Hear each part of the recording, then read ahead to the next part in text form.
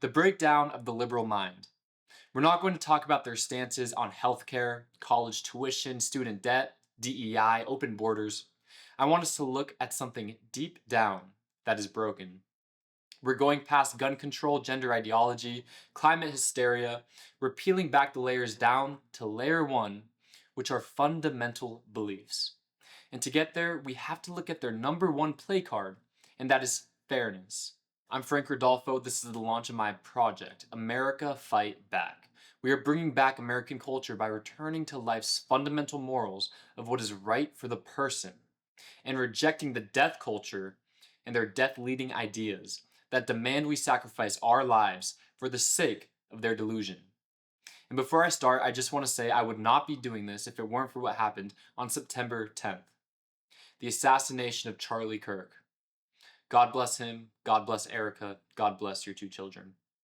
I never met him in person, but like many of us, it truly felt as if I lost someone close to me. Because you can say he was part of the American family that makes this country strong. And those of us in the American family, we feel the impact. And because of him, I am now another voice.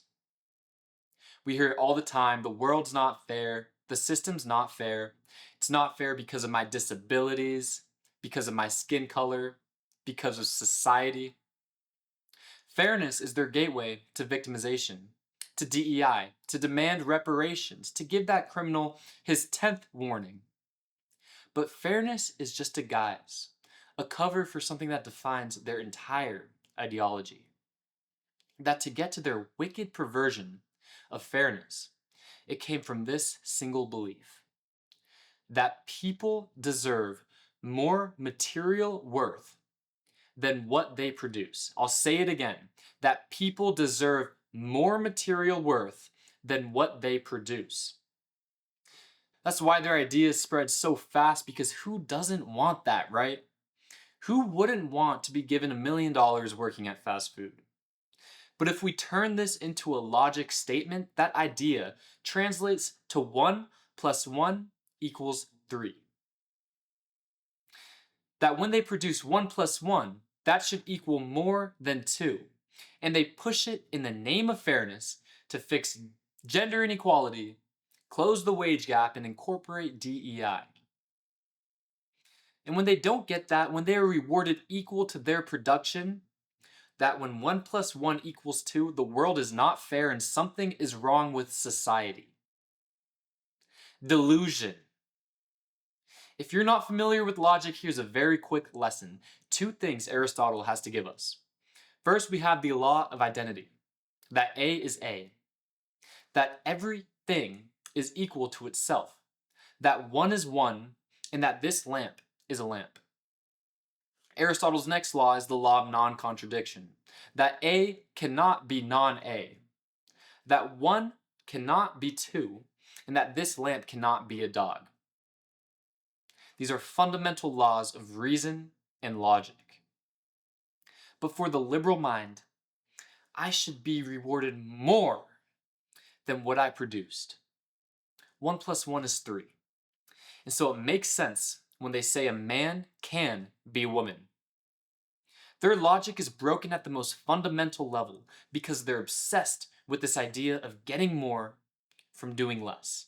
So they enforce fairness, not by changing themselves or their culture or thinking, wow, maybe I need to work harder if I want more out of life. Instead, they think that they can enforce fairness by changing reality and by changing logic. And they get mad when you don't accept their delusion. When you don't accept that 1 plus 1 is 3. This understanding reveals why every other belief that they then build, every other stance that they then take, does not work in real life. Because anything you build on top of fiction stays fiction. A woman can be a man. Socialism works. Donald Trump is a racist. You're a Nazi. You are a fascist. There's no weight behind their slogans because they are all delusions. So what do you do with this? How do you live alongside something like that? Well, first we have to realize the danger. not just to themselves, but to those around them. When logic is broken at layer one, their morals of right and wrong, their beliefs, everything is full of contradictions. That looks like hypocrisy. We see that in their beliefs that are always flip flopping, in their one sided morals, which we have seen plenty throughout the years and especially in the past week. With all that comes their votes that enforces their delusion, which we all know is very dangerous to those of us who want to live honest lives. There is a culture war, and we are in it right now. The battles are happening in every room, between every person, across every interaction, either consciously or subconsciously.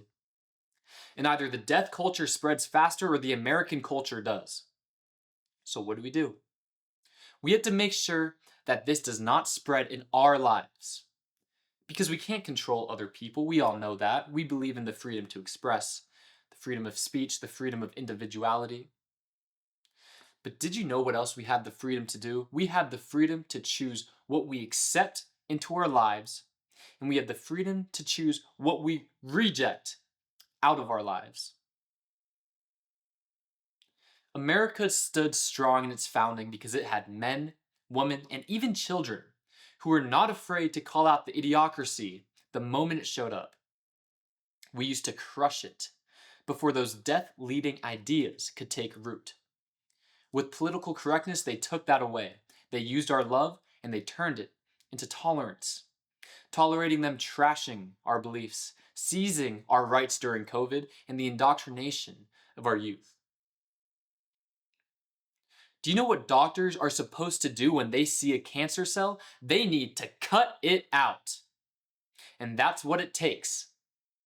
Cut it out of your life. Reject it. Just like how we used to when America was great. This is not cancel culture because you are not reaching out into someone else's life to ruin it.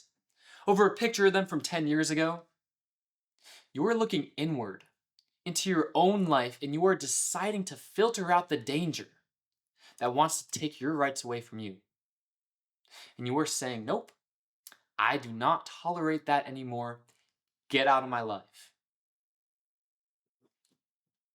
What makes this so great is that it's non-violent, it's non-initiatory, it's non-aggressive, and it is effective. Give those people in your life who are taking us all down with them a good old dose of American rejection therapy. Just say, I reject your death-leading beliefs or your delusions, and don't talk to me until you're ready to have a real conversation about it. What you're doing is letting them feel a real consequence of their death-leading beliefs, which also comes with their death-leading vote, before it's too late. Before they can say, whoopsie, guess my vote led us to having no freedom, my bad. And with that early dose of rejection therapy and having a real life consequence of losing you, they'll be a lot more open to that conversation. And it's easy to make someone with broken logic see logic when they're willing to listen. So we have rejection therapy and realize that's one front. This is a two-front battle. You don't beat a dangerous culture just by rejecting it. You beat it by building up your own. And ours, American culture, is rooted in truth. Because reality always wins, and without truth, you are not living in reality. You don't build a business by wishing or wanting. You build it by knowing the dirty, hard truth that it takes years of building day by day with nothing to see for it. That's living in honesty, and that's when you're rewarded for what you do, and that's when the liberal mind gets upset that you are earning more than them. And just realize having the opportunity to work our asses off and to receive the fruits of our labor, that is the honest form of fairness. That we get to have the worth of what we produce, that 1 plus 1 gets to equal 2, and that men get to be men and women get to be women. Because a lot of people who lived did not get that fairness. So appreciate that and make the most out of it. We are living in this war between cultures every single day, and it is our duty to protect ourselves and our families because we've all seen exactly what we're up against in the wake of September 10th. We are in a culture war, American culture rooted in truth, battling death culture and their delusion in the name of fairness. We win by delivering rejection therapy, which all it is filtering the negative that you allow to enter your life. And it is completely nonviolent. And we win by working hard and honestly and receiving the fruits of our labor to build a better life for ourselves and our families. This is how American culture wins, and this is only the beginning of this project. By subscribing, you will be joining the American family in this fight for survival. And by rejecting the delusion and living by truth, we will bring back the culture that made this country great. God bless.